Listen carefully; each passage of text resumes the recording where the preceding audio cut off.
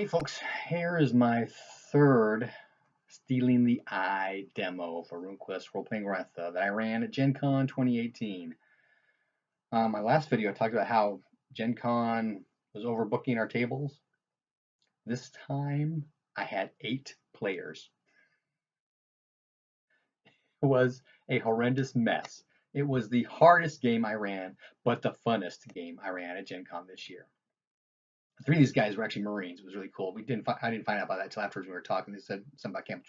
Yes, we're in Camp Lejeune? Yeah, I'm a Marine. Cool, dude. I retired 5 years ago. So it was nice. But they were really good players. Again, a mixed mash of people, 3 or 4 of them, had played before, or one guy had played before and was trying to get the other guys involved. They all had come together, that kind of thing. So there was no other RuneQuest table for these guys to sit at to fill in holes. So I did some quick markup stuff. I beefed up the temple idol based on some stuff I had done previously, but not nearly as much as I really should have for this group. Also, first thing I did is doubled the guards. I put 2 on Firewatch. I doubled the priestesses. Real easy things to do. Just double the number of people since you got twice as many characters, right? So they're all discussing things back and forth, and I pull all of the pre-gens from Darkness of Runegate for these guys to pull from, plus the original 4 that were designed for this scenario. And while they were looking over the character sheets, I'm trying to put all this stuff together, make sure I've got enough monster sheets, because I print off sheets of my monsters. I'll throw them in a spreadsheet. Or if they're real simple, I'll just do a snip of them and throw them in a Word doc kind of thing. So I've got them all there on a single sheet, so I can just keep track of people as they're going through and doing stuff. Excuse me. So I had to make sure I had enough from my previous games and printouts from that and that kind of stuff. I had all the monsters, all the opponents, because there's only one monster. There was just guards and pieces, right? So I have all of them out. I'm ready to go, and we discussed about RuneQuest and the moon and Glorantha and stuff, and I have them run through who their characters are, and we discussed some of the stuff on the character sheets, and I got 2 different sets of character sheets out there, so it's kind of confusing at times. And most of these guys are talkers too, so they'll just start talking. Gameplay kind of slows down when that happens. So that was my big thing, is not necessarily keeping them engaged, but keeping them focused on the task at hand. So again, I lay out the map of the temple proper with the courtyard and all that stuff, and I tell them, okay, you've gotten over the fences now. There's Vasana's there, so her bison's out there. Vishy Dun's there, so his High Llama, I made him leave Uncle Monkey out there. The hunter is there, leaving the Shadow Cat stays out with the animals. Trying to cut down some of the difficulty of all this stuff going on. And I lay everything out, and just like that second group, the first thing to do is pin on. We've got to get rid of that bell. We got to take out the guards first. So they go and they boost some guy up, peek inside, and you can see one of the guards. Like I said, I did Firewatch with 2 guys. There's 2 guys up in armor, and then of course you're also going to cast magic, that kind of stuff to help protect themselves.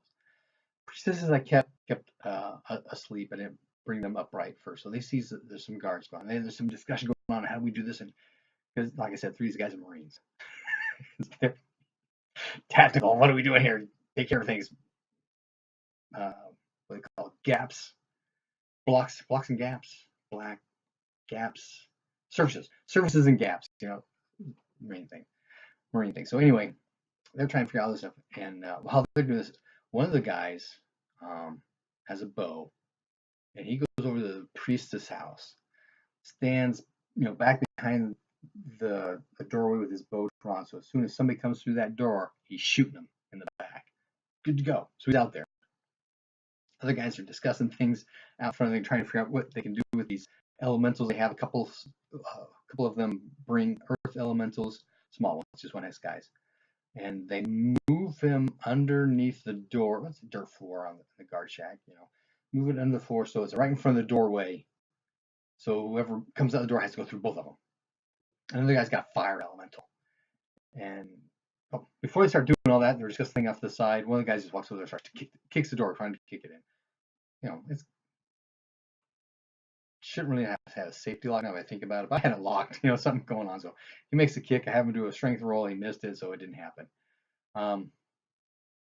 So that gives the guards inside time to get up and start getting ready. There's one guy back in. He was in with the gear. I put back room for all their gear storage, kind of thing. So they know about the one guard who's armored up, and they know there are other guards in there. It's a total of 6 of them, I remember, right? But the rest were sleeping. Well, a kick on the door wakes everybody up. And the 2 guards come out, so they're armored up. Okay, so they start to head out.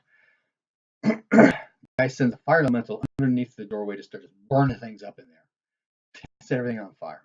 Now, the rules for fire elementals are a little odd because it says at the end of the round they take damage, and it almost sounds like the elemental is going to be on top of the person for the whole round. And that's not technically right. They just need to go over the character, and then at the end of the round, the character takes damage. So we had a little mess up in the front here, but it still occurs, so no real issues. So he says the fire elemental underneath the door start burning stuff up. Well, at that point, 2 of the guards are coming through, the 2 armored up guards are coming through the doorway. They pop open the door. Everybody else is kind of spread around the outdoor. And they have to get through these 2 earth elementals. Now, the rules for the earth elementals in Stealing the Eye, I believe, are different than 1 hex earth elementals in the actual role playing in Glorantha book. I'll have to double check that now that I think about it. Because I want to say that the damage done, stuff I've already read, like the Quick Start talks about, you step into a 1 hex elemental, it crushes your legs.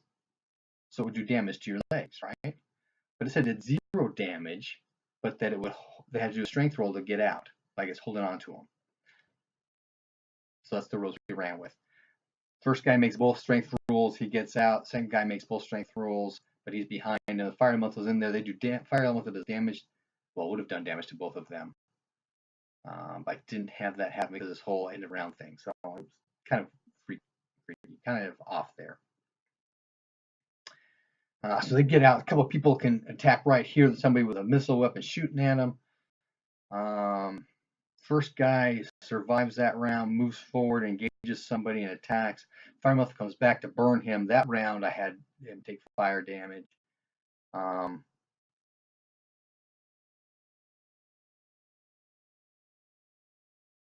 All that's round 1. Round 2, the second card comes out, gets engaged. They send the fire elemental against him. At that point, we ran out. Oh, I think at that point we ran out of time. 3 combat rounds, 2 hours. And they got 3 combat rounds, and they never got to the temple to get the eye. But it was great fun. Hope your next game is just as good.